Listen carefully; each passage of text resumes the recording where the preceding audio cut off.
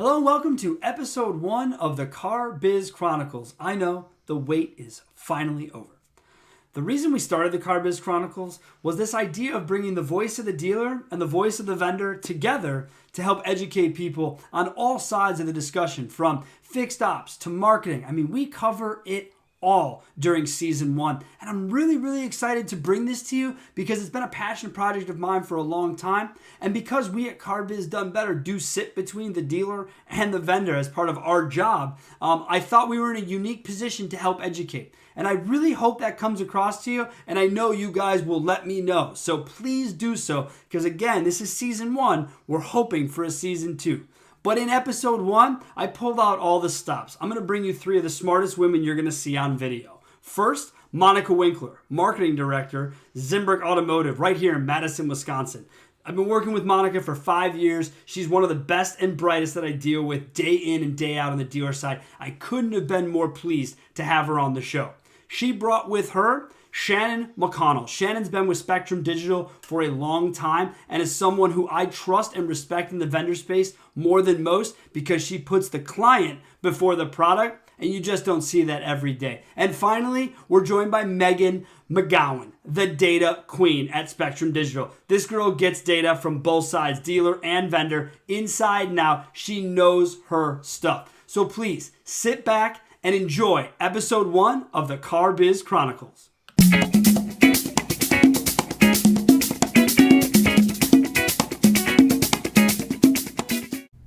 Hello, I'm Sean Welsh, and welcome to the Car Biz Chronicles. We are so excited today. We are at Zimbrick Automotive, Madison, Wisconsin. I'm joined by a great panel of guests. I'll start with Shan McConnell from Spectrum Digital. Shan, what is your job description real fast for the crowd? I work with lots of businesses on their digital and television strategies. Excellent. So you're on the strategy side of marketing. We have Monica Winkler is the marketing director here, which, Monica, sounds like, how many brands do you have here? 16. 16 brands, and you and your team oversee that. Mm-hmm. And how many people are on your team right now? 2. 2 plus you, so 3 of you. Mm-hmm. Well, that is the biggest team I'm aware of at this company, so that's awesome in the years we've been here. And then we have Megan McGowan. Megan, what is your job with Spectrum Digital? I am our senior manager of digital sales. I deal a lot with the strategy and analytics of things. That is where you and I always kind of cross paths, isn't it? Yes. Yes. In the analytics world. Well, we're here today because we want to talk about what advice you guys would have given yourselves in digital now that we've been doing this as long as we have. The group of people here, we've been working together in pretty much 5 years. I mean, since I got here, you guys were kind of already here.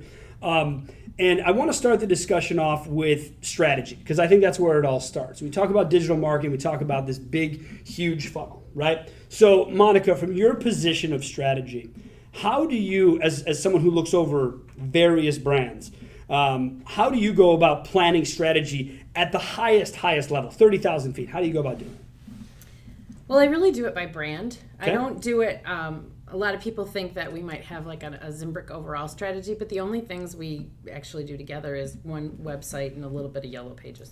Okay. So everything else is separate. So each brand, I have to look at, what their goals are for the year in terms of what do they think they're going to do in units, what do they think their new opportunities are, whether it be new product or new offerings by the manufacturer in some other way, whether it's expanded warranties or something like that, and figure out what it is that they think their big strength is for the year. And then once I have that and how many co-op dollars I think they're going to earn, then we can go back in and try to figure out exactly how we're going to reach these people and how we're going to tell that story. And the co-op part of it, the reason that you look at that number is because you guys set up corporate budgets at the beginning of the year, right? Yes. So all of that's set. So Yes. What you're saying is, I know we'll have a budget of X, but if we can get co-op dollars of Y, then that opens us up for a few more bucks here and there, right? That's the goal of that. Yeah, I want to make sure I maximize other people's money. And I mean, all these OEMs are not the same. No. The way that they pay out co-op, how they apply it, what it can go for, right? So you've Right. got to know each individual brand the best way to work that. Mm-hmm. Okay. Now, you were talking before we came on about kind of building out that strategy. I assume that's where our team from Spectrum comes in, right? Yes.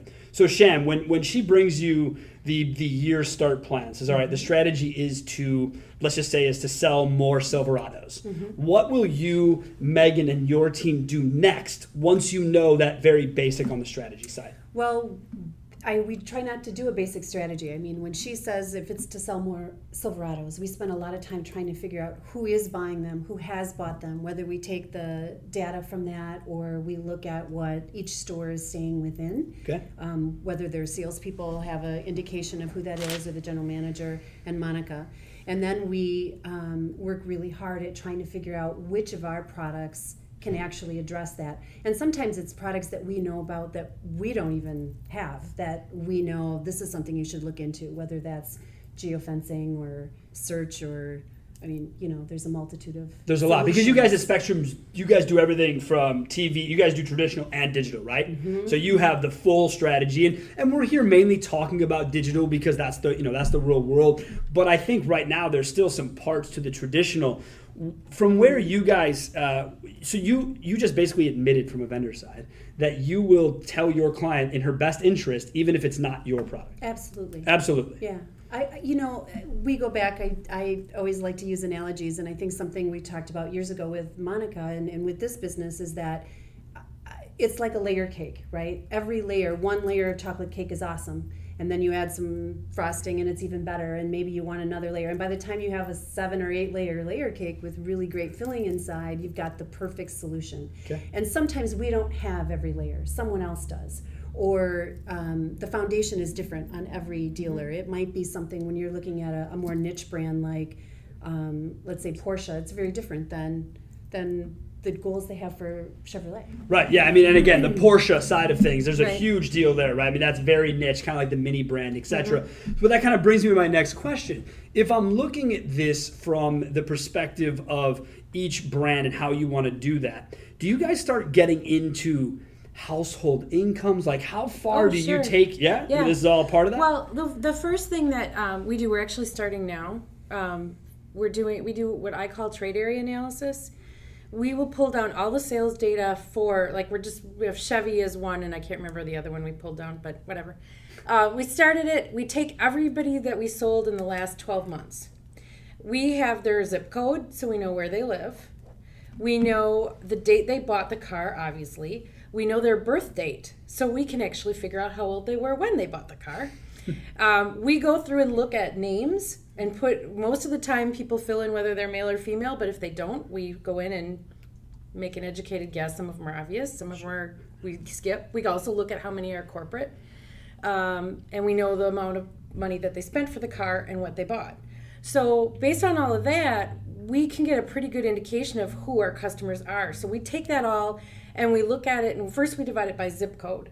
And so then we'll say the Chevy store is in Sun Prairie, and that zip code contributes 8% of their sales. And then the next one will be then we'll go down the road. And so that basically will tell us how far are people really coming. So if someone, say, from La Crosse calls and says, well, you should really advertise in our paper, blah, blah, blah, I can look at it and say, well, we don't sell any really in La Crosse, or we sell 2 or 3, and that's great. But they'll find us anyway. So it helps us identify really where we want to be.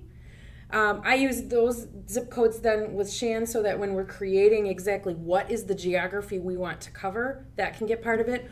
Or we'll use the OEM list of, here's who you're responsible for. Yeah, so the AOR. So we use that. So we use both of those. Got you. The other thing then we can look at is where are those people in terms of the ages. We put them all into... whether they're the 18 to 29, 29 to 30, And you're doing this for every store. Yep, every store. You're putting together New these demo and used. lists for new and used for every store. Yes. So then, I don't want to cut you off, but my question now kind of goes over to Megan. Megan, she gives you a bunch of zip codes. What now for you? Are you looking at volume? Are you looking at convert? I mean, how do you go about saying, okay, thanks for the zip codes, now I got to go to work? What does that work look like for you? Well, I think it's our job to come back to Monica and have a conversation about, now what does that buyer look like? So we found the geography, that's great, but now it's about who's walking through those doors and how can we use the data that we have as a company and that you have as a company and meld that together into a solution to make sure we're putting that right message in front of the right person at the right stage in the funnel. So we talk a lot about audience and creating that persona, but we're also talking to Monica, about what action do you want them to take, because that's going to help us make a recommendation on product or solution. If you want to build that awareness, it's going to be a much different conversation that we're having with Monica than if you want to reach that person who's actually at the point where they want to buy. And I think that's one of the first discussions that I think we all ever had here was this idea of, what do you want?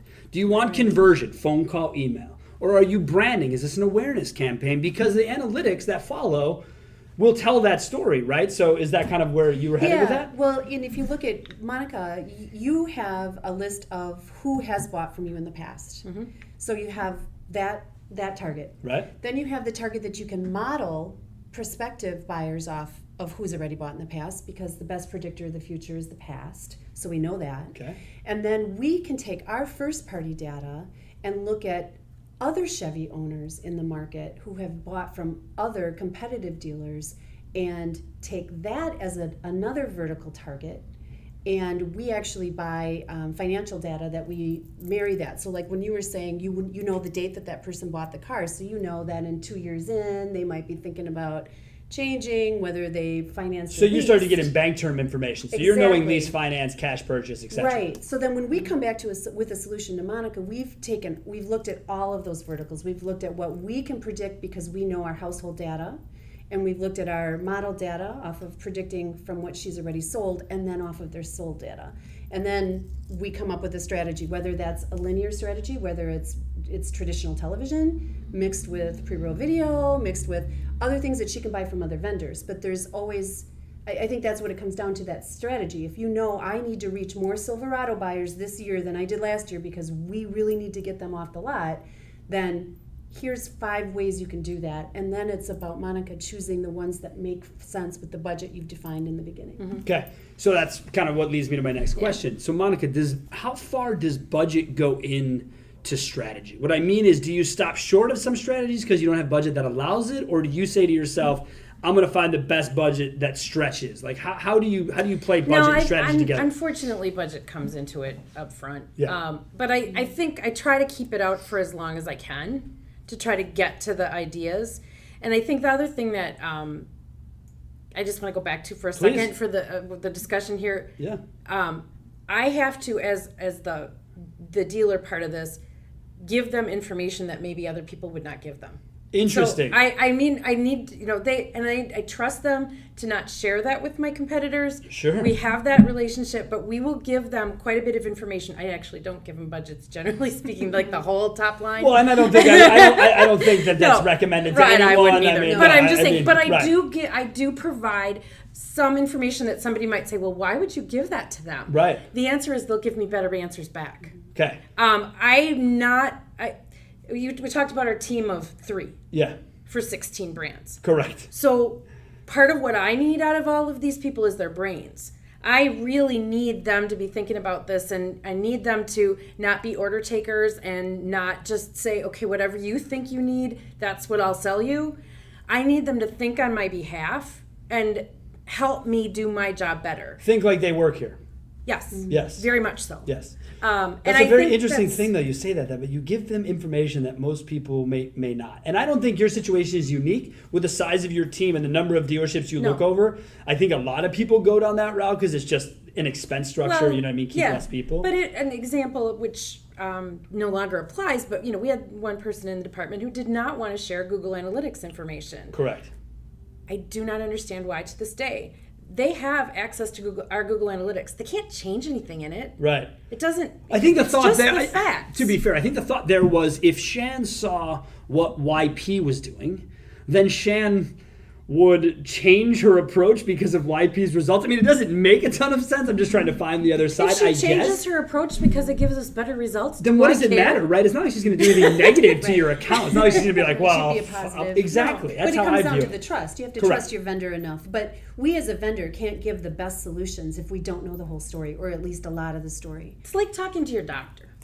You can't give them half the story and think that they're going to diagnose anything. I agree. Mm-hmm. And they also see other things, not necessarily other dealerships, but totally other businesses, but within our same area. Okay. So it might be furniture, or it might be casinos, or it might be anything that's using this, but sometimes you can bring ideas in, and that's how it works. I mean, for me, it's very collaborative.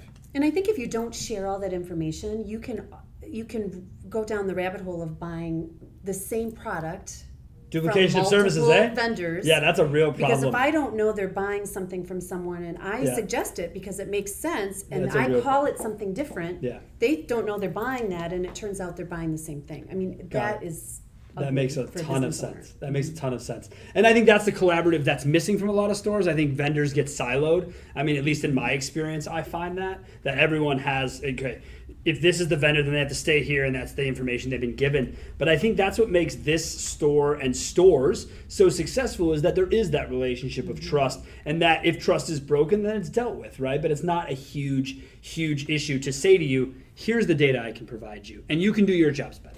Right? I think at the end of the day, it's an accountability tool for us. We acknowledge that there's many channels that you use to advertise a business. So if we can find a way to make those work better, or we can offer you something better in its place, that's our job as your trusted partner, to use the data that we have at hand and make sure that we're using it appropriately.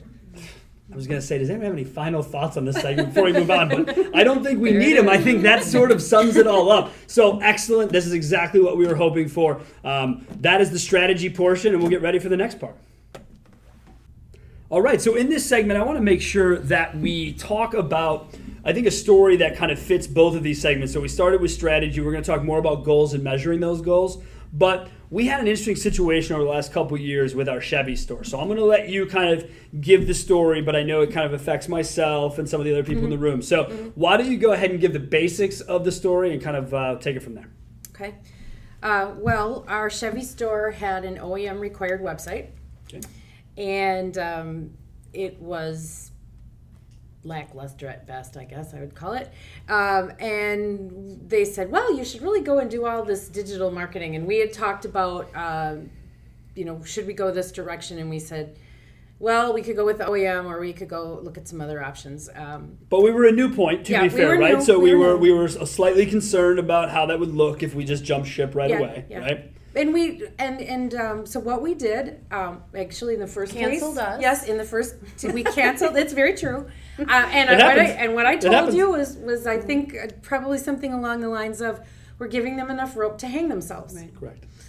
And the OEM, typically given enough, will do just yes, that. Yeah. yes. So we did that. Now, to be completely fair, I would say we learned a lot stepping into that digital with them for the first time. What we learned is we could do a lot better on our own. Interesting. And that's what we did. Interesting. So did you commit it for a year, right? You did it. Was it a full 12 or was it 10? It was close. It was pretty close, right? I mean, if it wasn't a full year, it was definitely long enough. Because it was all of 16, I feel like. Because I sat in Steve's office and he said, "So, I'm in, man. I'm going in full bore with this company." And I give him a lot of credit for that. It was not like I'm going to stick my toe in the water and then I'm going to chicken out after 3 months, which I have a lot of people do.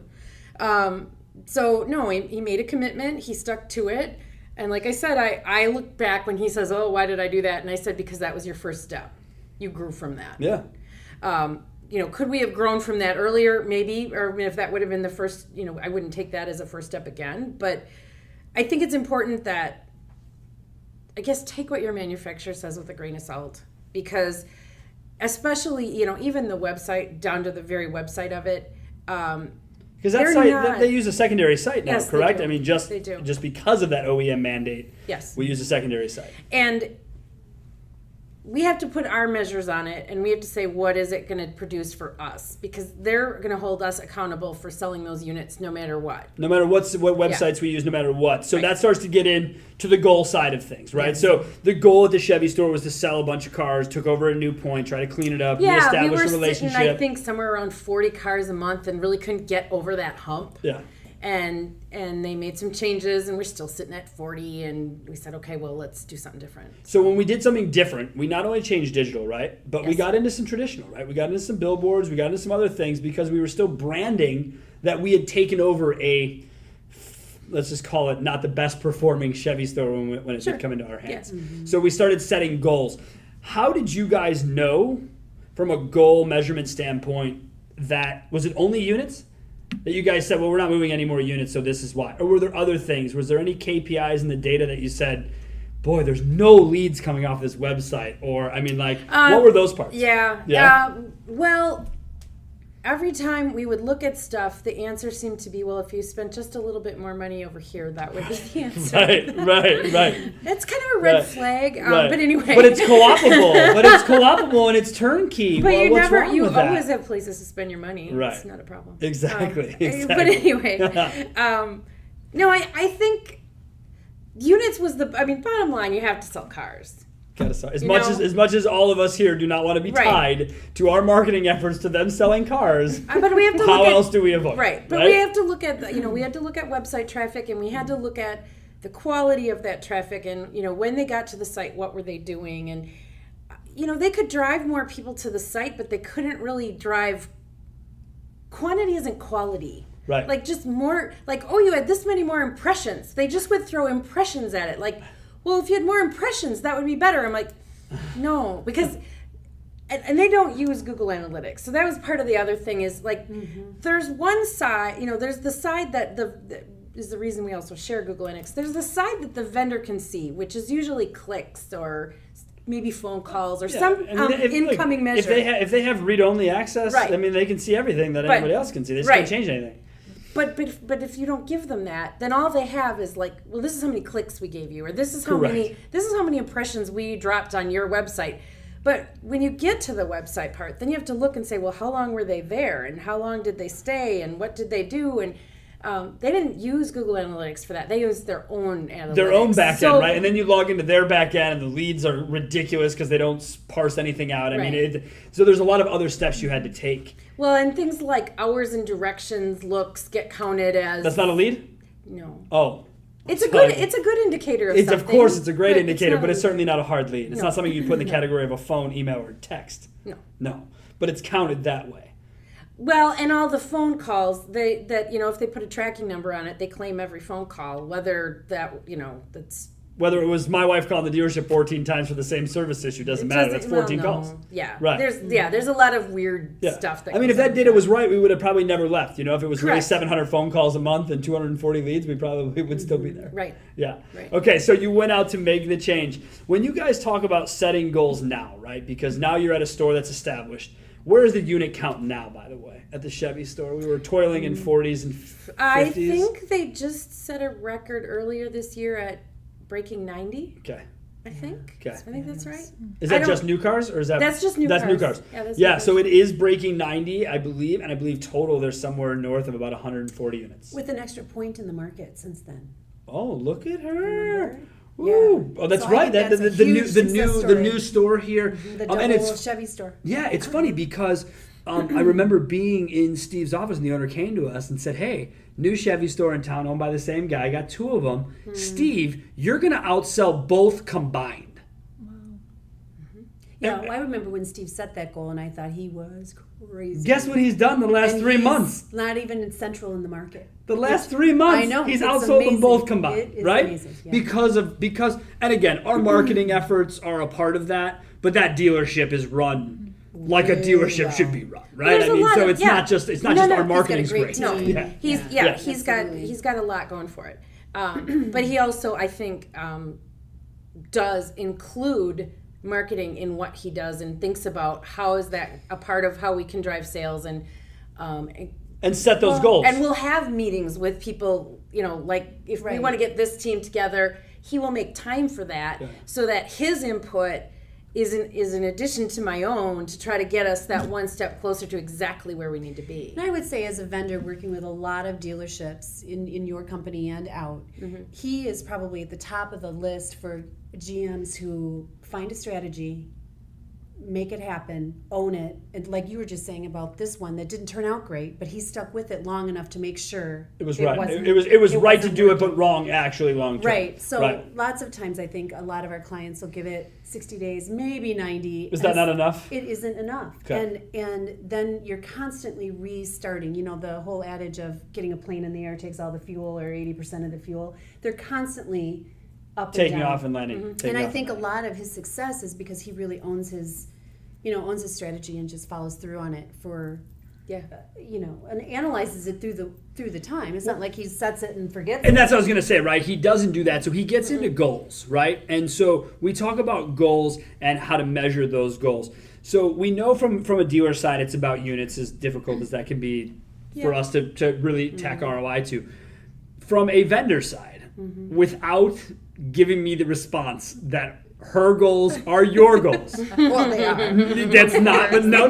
No. What are your goals for a client? Let's just take the Chevy store. When you guys look at that store, how do you start to set up goals? Whether it's in GA, whether it's conversational. I mean, how do you go about that next step of setting goals and measuring them for the stores? I'll let you talk to more specifics, but on the front end of every month, what I look at is time spent on site, percentage of new users, page views, the bounce rate, just those basic things. So you look at the Tells first me the snapshot health. when you log in, right? GA, it's like the health of the overall site. Right. That's your spot. And then I feel like if there are red flags, then I go to my team and say something looks off. They get a lot deeper with it. So team that goes deeper. Yeah, I Megan, think- what do we do that goes deeper, and how do you view goals in GA? Like, are you a big goal user? Are you a segmenter? I mean, how do you utilize GA? Because you're one of the best I've met at it. Yeah, I mean, I have to say that if you want to use GA effectively, you have to have goals set up. I mean, that's what's going to let you see if your data or if those visitors to that site are actually impacting those goals. And, when it comes to Zimbrick, the goals we talk about are what is going to drive those people into the store. It's going to be your phone calls. It's going to be your email leads. It's going to be the same questions that those GMs are asking you for. Right. You're sinking all of this money into it. We've given it 6 months. We're staying the course. What am I getting in return? And it allows us to be able to not only report on those metrics, but to say, where are those people coming from? What do they look like? And how do we find more of those people so that we don't continue to drive those people who are visiting the site and leaving right away? So I go back to talking about GA as an accountability tool for vendors. If your vendors aren't talking to you about GA, What if they're not using it? That would be scary. Is that a red flag to you? I think the one question that everybody should be asking, regardless of what category you're from, is prove it. And we've been scared of that question in the past, but I think the challenge to us as vendors is to make sure that we can prove it. Whether that means showing something on a map, showing those goal conversions in GA, we need to be able to prove it, and that's. And so before we came on the segment, we were joking about goals and this idea of how many do you need, right? Because there are some vendors in our space that believe you need 50. Here at Car Biz, we think you need like 7. I'm sure in between is the actual number. When you do that, we were talking about a new goal you want to add to one of the stores about scrolling SRPs, right? That's a really deep goal. But you said something important. Why do you want to show that goal? Even if it's a minutia goal that might not apply, why do you want to show that goal? I want to show it because to me it's a bit of a warning flag in our monthly reports that our bounce rate is 100% or 0 time spent on site. Sure. But we know that's not what's really happening. Because we're landing them on an SRP. This is your point. Exactly. And we can see that in the GA data. We content drill down. It's all Right. there for you. So we're trying to make that a user-friendly experience. So we don't want them to hit a landing page. We want them to hit VDPs right away. Yeah. We want them to be able to scroll through that. So are they scrolling through that, or are they really bouncing when they get there? Because if they're really bouncing, our relationship is in jeopardy. So as a you vendor. want to add a goal to verify To the see quality how of far your they're- own company's work. Right. Because Right. if it's not right, Right. I want to be on the front end of a solution. I don't want to get the call saying we're canceling because this isn't working because we see this now. I want to see it before my client sees it so that I can fix it, or maybe we can't fix it. Maybe that is a product that isn't good in the mix. That's a piece of the layer cake we're going to take out. I've watched you walk away from products before. I've watched you guys There's change been your things that situation. haven't been good. Yeah. Yeah, you just don't know. And that's like when she was talking about the goals and setting goals, they changed what you need out of your solutions changes so often that if you're not looking at all of that, you have to change in order to stay ahead of the curve. And especially today with so much that goes on. So Well, and it helps It's us to like A and B. And an example I mean by that is originally we did display advertising. yeah. And then we got, pretty good results. And then pre-roll came out. And we started to use a little bit of pre-roll and we went, oh look, this is we're getting more people to the site with that. Okay, so we switched a lot of display dollars to pre-roll dollars because we thought that's a better use of our money. Yeah. that comes out of looking at that. And then this year, Guaranteed actions, Yep. VDP views, when the VDP Yeah. driver was a big thing, right? Yeah. You guys would put yourself up against one of the biggest VDP drivers in the market. Which you guys was interesting in that, because Yeah. that story against a different lead provider, ours were very different. Our VDP views were higher in the funnel, as we saw. Yeah. They were on the site a lot longer. They were definitely shopping more than they were buying today, where your other lead provider was really low in the funnel. Yeah. So it wasn't that one was worse or better than the other. They were a good combination for that. And that came from looking at goals. And you were just saying about pre-roll. When we started on regular pre-roll, this year we've added digital addressability pre-roll, which Right. is technically should be a lot lower in the funnel, because that's actually somebody that we've looked at financial data. They're coming up on a lease. We're serving them pre-roll in a specific home. And we're seeing that after 4 months of that, the analytics are very different. That user is a different person than the regular pre-roll person. One doesn't really outweigh the other one yet, but the jury's out a little bit. And if you weren't looking at that, who's to say which one is the best, or if they're... Yeah, I would say you of don't all always the companies... mean that one falls in and one falls out, because they're reaching different people. Right. And that's when, when we're looking at all of these things, and that's part of the... It goes back to the layer cake too, because one of the things that falls into this, and which I probably missed in the strategy part, but is these niches too, because there's places that I can use digital advertising that I never could reach these people before. A really good example is for our Mercedes-Benz Star Access program. This is doctors, lawyers, surgeons, whatever.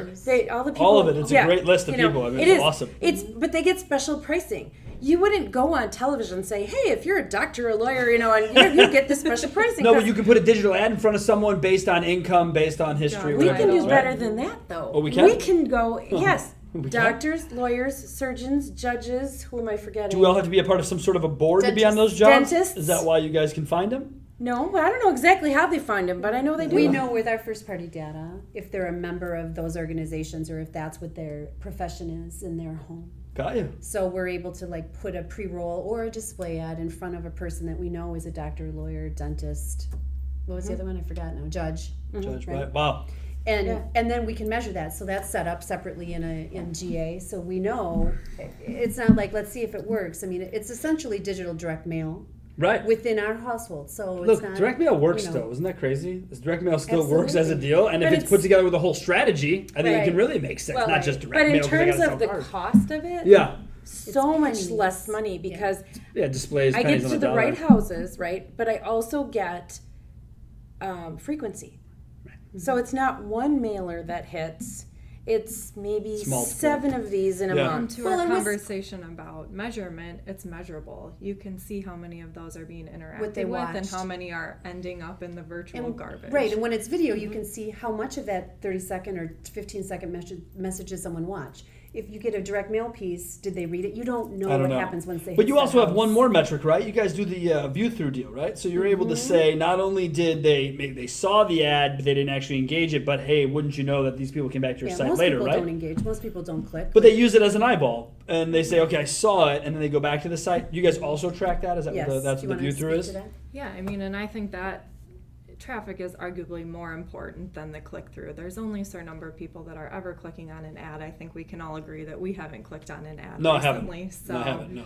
But I attribute it to a billboard. You drive past that billboard, you may not need to pull off at a quick trip right now, but the next time you drive through, you may pull off. So it's getting that visual in front of someone. It's making sure that they're engaging, and it's bringing them back to that site. And especially a serious shopper who doesn't want to click away. Whatever they they're don't wanna doing, click- yeah, no. they're reading their article. But what that have you. made an impression to them. And going back to this Yeah. direct mail piece, there's a big difference between having a piece of paper come that you read in your voice versus watching a video in the dealership's voice, telling their story the way they want their customer to hear it. There's a huge difference in that. And you can't control how someone reads a billboard or reads a piece of paper. The voice in your head is very different than maybe what Zimbrick would like you to hear about a Mercedes-Benz. Makes sense. So when you can put a video in front of someone that they can interact with and remember and replay in their mind because they're in the process of buying a car, I mean, anybody who's bought a car knows that there's a lot that goes into that. You think a lot about that car for that time, whatever, however long your time is. If you do 2 weeks or 3 months, you're thinking about it, you're seeing other ones, you're comparing. And as a dealer, I think you really need to be in that mind space, not just on a piece of paper. And I think that's what's helpful with goals. I'm going to wrap this section up with one question for Megan. Megan, you love the view-through data. The problem I don't love about view-through data is it's not in GA.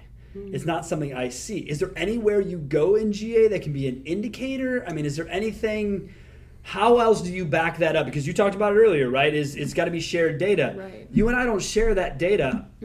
We trust one another. Is there anywhere else that we can see it? Is there anywhere else that you would recommend we go look for? Yeah, I think there's some assumptions we can make in GA. I think the biggest one is looking at lift to those pages. So to Shan's point, if we know we're getting in front of someone who's in the market to buy a Chevy Silverado and they're coming up in their lease, there's 2 things we're going to look at.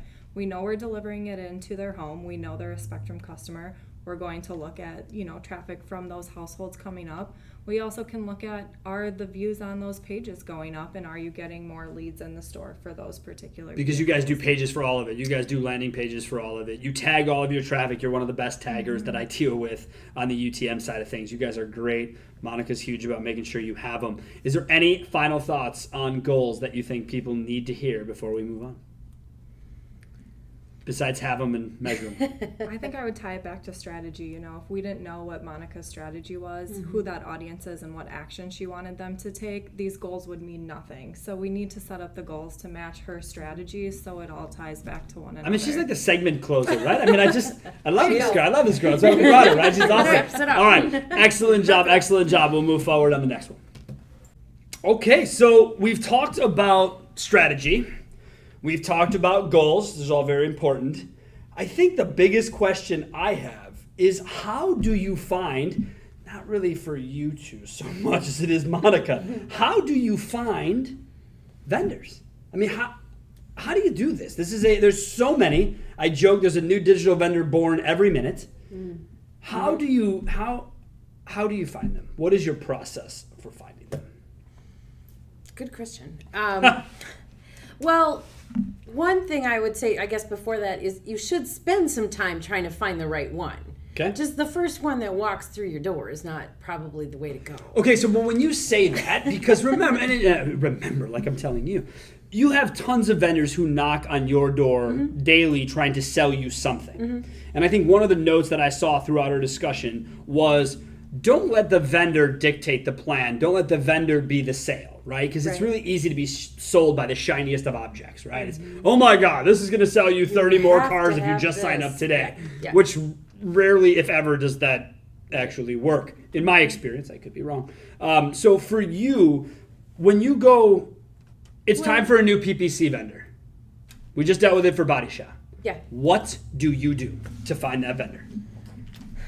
Well, I because I already have a little bit of a bench strength to go with. Oh, okay. Don't blow over that though. Well, I have. You have multiple vendors you use at other locations for PPC, right? I have 3 that I know that I think could do that job. Okay. That's internal because you already use it. Yes. Okay. Yes. Do you do anything to go and say, hey, am I missing anything?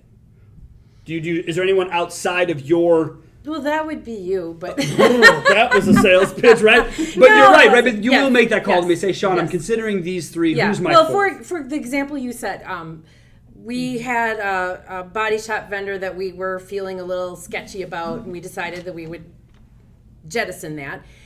But we didn't feel like we wanted to jettison pay-per-click. We knew that was important. So we talked about, what are the 3 that we could possibly look at. I reached out to each one, Shan being one of them, and then had a conversation and said, okay, this is what I'm trying to accomplish. In this case, I had a specific budget that I was trying to stay within, so I did share that. And I said, I shared what we were doing, why we were leaving, and said, what would you come up with as your proposal for me? And so then I got 3 proposals. Okay. But you got these all from asking questions and having those phone calls, right? These weren't just emails back and forth or anything like that. I mean, these were phone calls. You sought out the information. You went through. You planned to get this information from these Yes. guys. And you put the onus on them to bring you back a proposal based on your discussion. Correct. Did all three do so? Sort of. I had two, I would say, were full proposals. One that was, here's the management fee, plus we would, of course, spend money on and I went, no, that's not a proposal, and so that got kicked out. Yikes. Yikes. So there are some, but that's commonplace. I don't want to act like it's weird that she heard that. No. You hear it all the time. Well, it was like, they didn't give me a full proposal, so that kind of got pushed out Got it. right So away. really quickly, from the vendor side, Monica, did she call you, I assume, to have this discussion? She calls you, you hang up, you run to Megan's office? Like, how do you go about... No, I'm being honest with you. Yeah, Megan, please, not only can you close segments, but you close deals. How can you put the whole... how do you do that? Because we have a lot of products and I know enough to keep me dangerous, really, in all of them, I go to my team, I go to Megan and her team and say, it's special consideration. We have this project. What do you think we can do? You know? And then our team, we have a team of people that does a lot of the heavy lifting. Yeah. And then I'm kind of the orchestrator of making sure it's coming back the way it needs to, what I think she's going to want to see. You'll review the proposal before it hits your client's eyes, is my assumption. I actually do all the personal prettiness of it. Oh, okay. Right? That does not surprise me with you. That's totally you. I love just make it look really good. Yeah, I love it. But Megan, from the outside of prettiness, looking at the actual, how do you go and build something that די you guys haven't done before, right? No, you're totally, that's not it at all. I meant making them pretty, not who's pretty. Let's not get into this. When you go ahead and someone says, yeah, we're going to do a body shop paid search, I got to imagine that's not something you're approached with very often, specifically, body shop. What research do you do? What goes into you setting up the data side of the proposal? Yeah, we do a lot of research. So we look at that environment. We look at who's spending in the environment. We do a little bit of a competitive analysis. We don't get it right the first time. I think, we went through 3 iterations before we got this one right. So we're relying on feedback from Monica, who's in the industry. We're looking at who spent in that and how much did they spend. And we're building a proposal back to her strategy that meets her needs that we're going to be able to measure and that's going to perform for her. And you look at number of searches, right? I mean, you're looking at the viability for such a campaign in these areas, Absolutely. right? Well, we That's also a big have part. a nationwide footprint, so we can look at all of the markets across the U.S. and go, what's worked, what hasn't, what's going to fall within your budget. We also later had the opportunity to kind of compare other offerings that she had, and we found ours was actually quite different. And so coming into something that she felt was going to be valuable, that we were actually promising enough and yet not over-promising. We kind of felt that the other vendor over-promised a little bit compared to what we were on what they could promise and they would confident. get you, yes. So you guys said, I think we can do X. Vendor Y said, but I think we can do this. Your guys' point was, I don't know. And granted, we're So you started ending small. up in the middle. We're actually over-delivering on what we promised, which is a wonderful position awesome. to be in because it isn't always that way. But it did help for us to draw from other markets. I think we spent a lot of time doing that. So, and you guys do that because you said your national footprint allows you to do that. Now, it isn't the dictator, right? It's not the black and white. What I mean by that is we'll hear all the time. So our product is awesome in Kentucky, and it's so great here in the South, and you should just try it. Well, I'm not in the South, right? So I'm in the Midwest, a different market. You guys take all that into consideration, right? You don't just say, hey, it worked in California, so it'll pencil here, right? No. Okay. We look at a lot of sizes of markets, but when we did this search campaign for her, she actually wanted some special things with the geography with it, and that kind of added some differences. Yeah. When you're searching a lot of near me or It's a Best big Buy search, you, right? All of Big that. search, yeah. Rather than making it a one search, we have actually 4 geographic circles going on with that. And again, it's a team effort. So Monica, how did you choose your proposal after going through your vetting process, which your vetting process includes asking for proposals, going through making sure the vendor has a good standing, so that's obviously within your company. How do you choose, because it isn't just a dollar figure, because I know it's not, not after the story you just gave me during the break. So it isn't about just the dollar figure. What is it? Well, there's a couple of different things. Okay. One thing I want to make sure is that we're not going to be bidding against, especially in pay-per-click, that we're not possibly going to be bidding against ourselves. So we're very careful for, say, instance, our European stores, that if we were going to have somebody doing Mercedes and Porsche and BMW, We would like to have the same vendor if possible, if I can get the GMs to agree to that, because otherwise there's so many keywords that are the same for all of those, luxury vehicles, things like that, that I want to make sure we don't have two different people that are just basically bidding up the keywords to look good. Sure, yeah. So that's one consideration is, okay, are we in a mix where this one wasn't one of those? Right. There's not a mix or group. So it gave me more flexibility. Okay. And then in this case, because they were able to do the 4 different geographies, because we were able to... Because that's the custom work, right? The point here is this is a shared body shop site. So it's not like you have 4 different URLs. You're working off of one URL, but there's 4 different body shops, geographically speaking. So you have to go after that way, right? Yes. That's why it's a little bit different. Okay. Yeah. All right. So, but we were able to work that through. And I think you're really right when she talked about the iterativeness of this. No, I don't expect the first proposal to come back and necessarily hit it on the head. That's where I was going to go with this, because I see so many a week of proposals, and everyone just has to go through, and they have to be finite, and they have to do this, and they worry about all these details that ultimately, like, I care about the last page, which is typically expense and delivery, okay? I don't care about the 17 other pages you guys like to print and bring in, but there's a point to all of it, and I get that. When you deal with that sort of a proposal, what's the deciding factor, though? Because it's not money. No, part of it might be reporting. In this case, the reporting is much more transparent than, because they have a dashboard that I can actually go into and watch everything day by day. Okay, do you?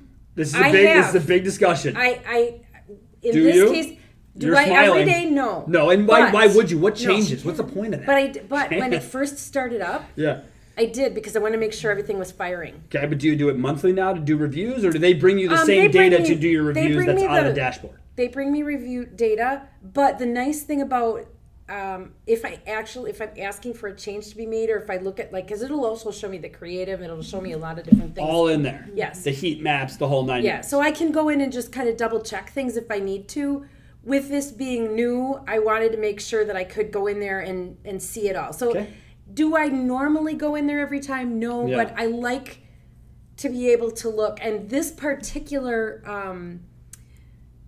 buy is on somebody's specific to-do list for Tom Zimbrick. Okay. So I wanted the ability to be able to go in and pick apart a little bit more if I need to. If he's going to have a meeting with, the person that's my customer is going to have a meeting with Tom Zimbrick, I have the ability to go in and say, okay, I don't have to call somebody in to have a meeting with me. I can go in and look at dashboard stats and get it right down to exactly what happened. Or if I want to look at specific dates, because we recently had a flood. Sure, here. That's right. Yeah, right. If there's something that I want to look at that's related to funny dates because of hail or strange weather phenomenon in the Midwest, I can do that. Yeah. Okay. So that with that body shop, I think that becomes a little bit more of something. So dashboards, reporting, flexibility, terms, and you said from the beginning you didn't expect it to be perfect. Right. Did you have back and forth with other vendors, or did you narrow it based on initial proposals? Well, one proposal that I said wasn't a proposal. Yeah. So you moved back. Yeah, they got kicked out right away. So there's 2 left. And then I was down to 2. Yeah. In this particular case, we actually had a change in salesperson. Okay. At that time. Mid sales with you. So yes. your salesman who you've had for a forever, long time. Yes. He left. You replaced. So that just kind of did he just not come as prepared? Were you just not as comfortable? No, I was. This offered me an opportunity to give somebody else a chance in this case. I mean, not basically. Here's the straight fact of that is we do a lot with YP. Correct. YP changed their salesperson. I don't expect that they're gonna totally trip over themselves and everything's gonna get screwed up. Right. But I have to have a plan if they do. Right. So we have talked back and forth about Spectrum being able to do this kind of stuff before. And I said, again, this is not going to compete with something else that we're already doing. This is an add-on. This will be a good chance for me to say, all right, go see what you can do with this. Because they have very, very similar products. When we got right down to it, there was a couple of things that are different. And I think this is a good opportunity for us to give them a chance to show what they can This do. would be, like when you were asking about vetting vendors, I think this is another example of that, another stage of that, is that you set up your vendors, you have people that you work with for certain products that you feel really good about and you think it's a good value. Doesn't mean they have to stay that way forever. Other people come into the scene with offers. Or, Silo the vendor, basically, is what you're saying. Yeah. So you got guys who do your paid search, you got people who do Right. your display, you got people who do your pre-roll.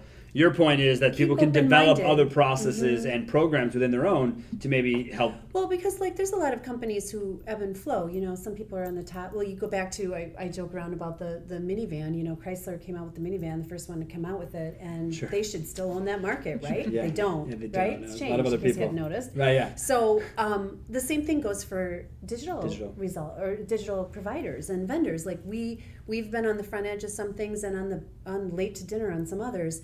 And other vendors, and if you have as a business owner, I see the most savvy business owners, the ones who can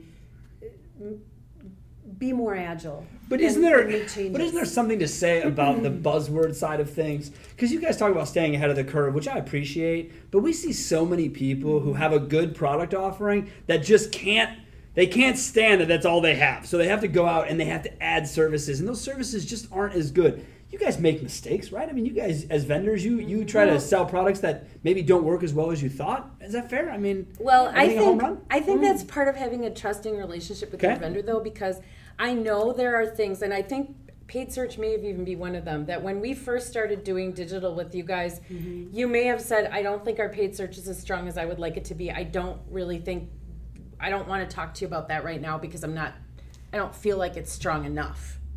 And then then they'll come back and say, okay, we've got more success here, or we've partnered with somebody else, or we've got the kinks worked out. Generally speaking, I'm not the guinea pig. No, you're not. No. I don't You're want to not. be. No. Now, there'll be things that I'll try that are different than what other people have done, but I would like to have things that I know have worked in another market, or I would like to have things that, and that's one of the beauties of the breadth of your reach of your company. There may be something that's new to our market, but they have maybe used it in 10 to 12 other markets, and so they know this is the results that we can expect to see. Gotcha. When I think working with a vendor that has deep pockets, frankly, that's able to bring new products to market and vet them out before they come to a client, and then on top of that, having a good client relationship, we don't want to jeopardize one. So you guys are vetting the products as they come forward, and then Monica is vetting you as the vendor with the product. Monica, when you have these sit downs and you go through this with the vendors, when you talk about, you've said it before, the idea of looking stupid's not stupid, I think is the saying. When you say that, can you expand on that a little bit and tell me more about what you mean when you say that? And again, I don't mean to play this as a female card, but I'm sitting with a female panel, so I feel it necessary to discuss that. Female in automotive is a huge thing right now. We're trying to get as many women in the business as we can. You are 3 of the best that I know. But there's a lot of women that I deal with that aren't going to say what they have to say because this is such a male-dominated industry. When you say stupid isn't stupid, that's how I take it. How did you overcome that? And how do you, unless you haven't, but if you have, right? I don't think I've ever had to overcome it. Right. My parents were both teachers. Okay. So I was kind of brought up with, you ask questions. I think, I wrote down here somewhere, every question you don't ask, you're potentially wasting money. Okay.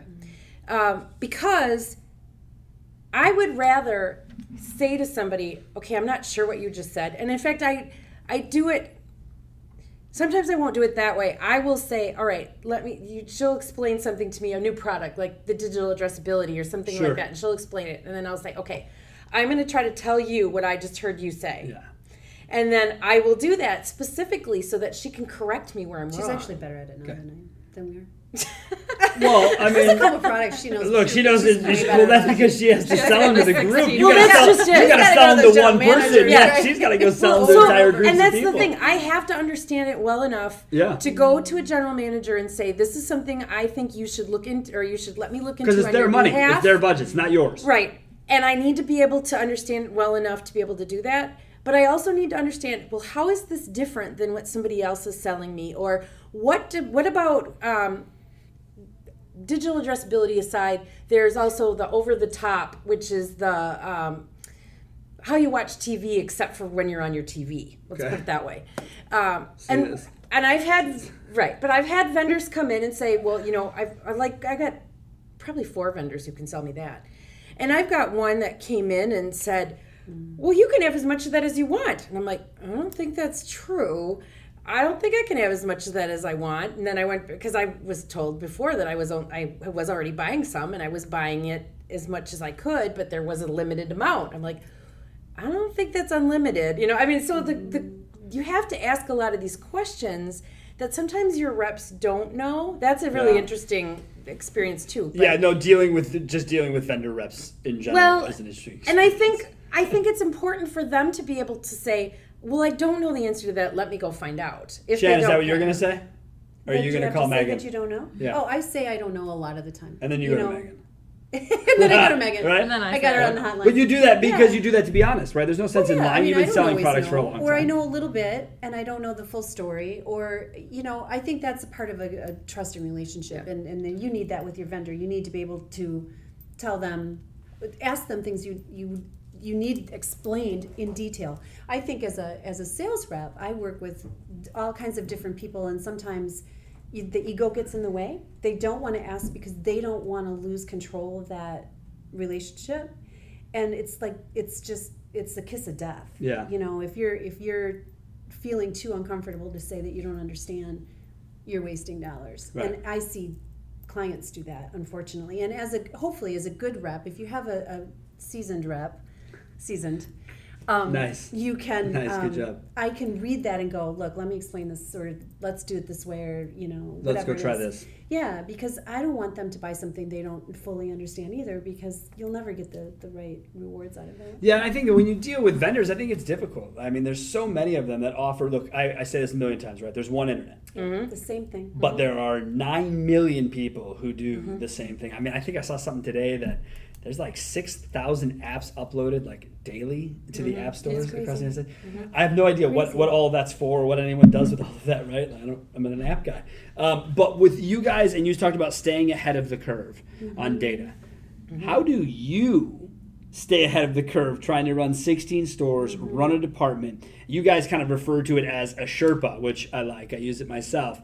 But where does that relationship fit into your structure as a company? Well, I think that that is your role for us, is that Sherpa part is helping me see outside of specifically my area. So like what I see, and I can look at the Google Analytics of different stores and stuff like that, but I don't necessarily have like another Chevy store or another Honda store or another whatever. So that I look to you for, because I then can compare, well, what's happening in other markets.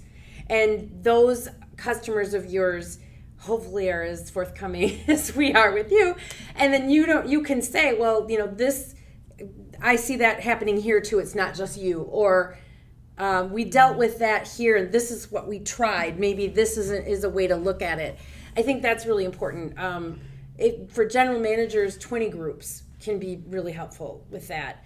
And then we all went to the same digital summit just before. And although it didn't have, I didn't come out going, oh my God, I learned, this thing that's going to change the world. It made me think differently for just a little bit of while. And sometimes it's thinking about the message that you're delivering, or sometimes it's, what are you measuring for? Or whatever.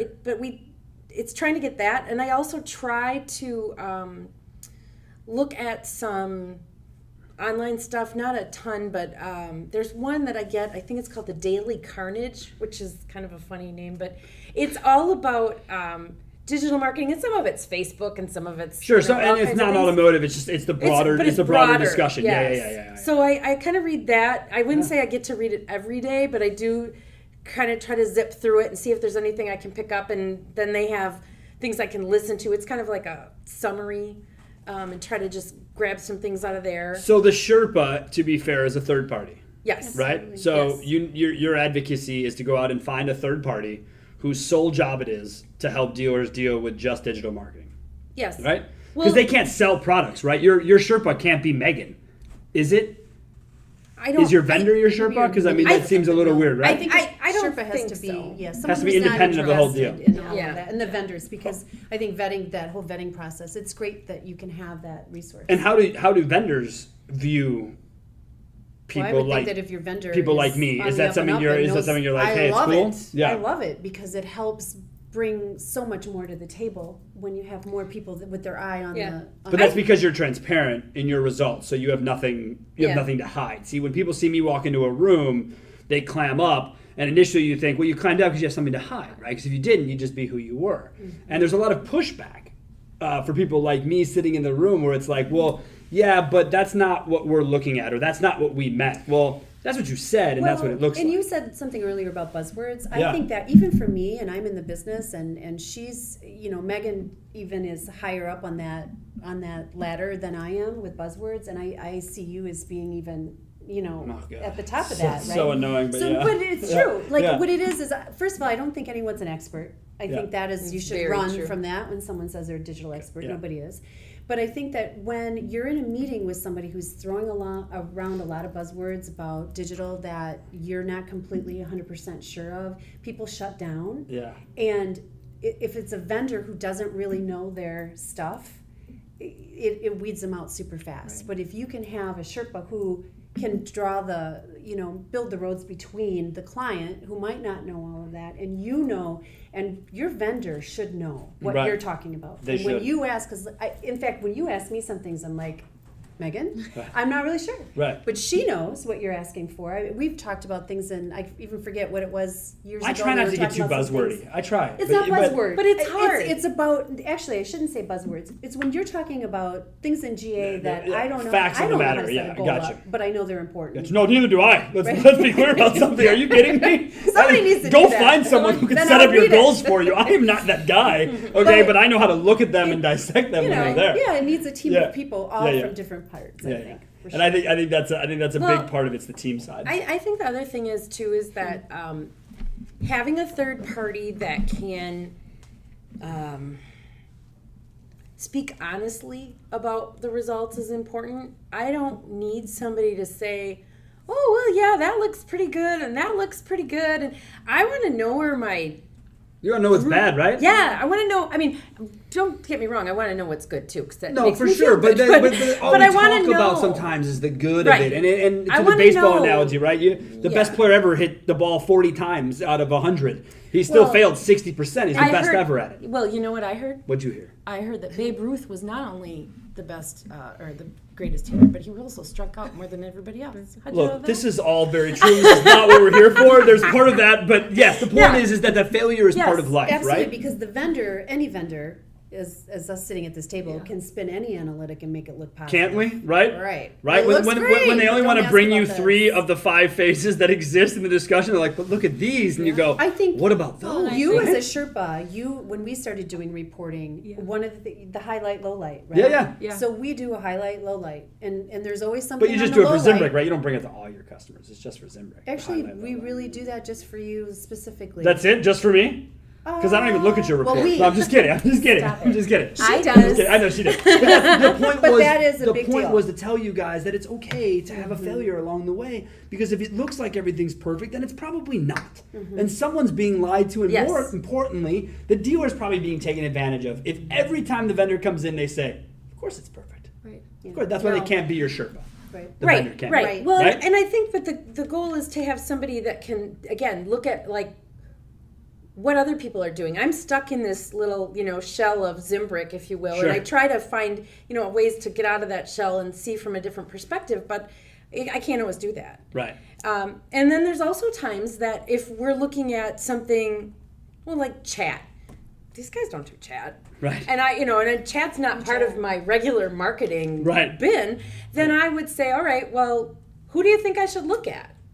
And then you can help me set up, Help you set up the interviews for these people, give Right. you 2 or 3 names, help negotiate prices, because we Right. know national prices, we know the situation. Exactly. So it's find a Sherpa, it's work with someone on that, and I love that as part of it. I want to wrap this up. So why don't we do this? I'm going to start the discussion to make it easier, but I'm going to give my takeaway. So my takeaway to this, and I circled it probably 400 times on my paper, is trust. You have to trust your vendor. And trust is not made overnight. It's not made in one deal. And it's not made because I sold more cars. It's trust and transparency and all of these other things. I started to try and write out some sort of like analogy to the word trust, and I just stopped with that over here. So my point is trust. That's my takeaway. Shan, I would say what's your that takeaway? information is power. Okay. And holding your cards too close will only keep you from being more successful. Love it. Love it. Monica. Don't be afraid to ask questions. Ask, because you will learn, and I also find that we start discussions that we didn't even think we would have based off of questions. You're like, well, what if we did this? And then you're like, well, let me think about that.